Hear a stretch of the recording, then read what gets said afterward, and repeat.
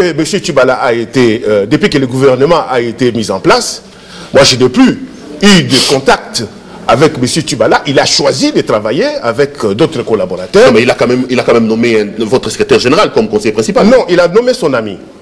Parce que si vous lui posez la question, quand il fouillait dans la ville de Kinshasa, au moment où, avant d'être arrêté, c'est chez monsieur là qu'il était allé cacher. C'est caché. Soyez reconnaissant. Non, j'ai dit ceci. Général de votre parti, mais j'ai dit ceci.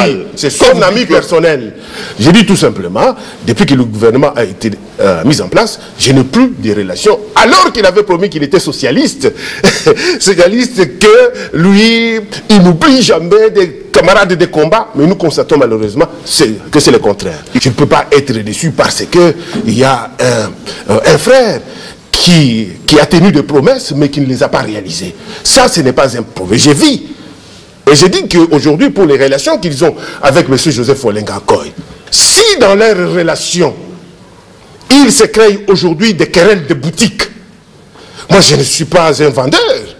Pour que j'aille constater qu'il y a des gens de boutiques qui se querellent pour le prix de ceci ou le prix de cela. C'est quand même grave. J'ai dit tout simplement, ce n'est pas grave parce que c'est vous qui avez évoqué ça. Allons-y, allons-y. C'est pourquoi j'ai dit tout simplement que si entre les deux, il y a des problèmes, M.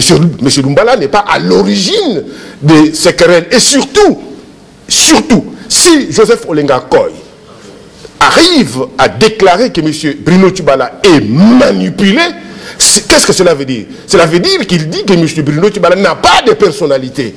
Le mal congolais, quand on devient ministre, on s'occupe de sa propre famille et non pas des membres qui se sont battus dans le cadre du rassemblement ou dans le cadre des mouvements pour que ces membres-là puissent se retrouver. C'est le problème que nous connaissons.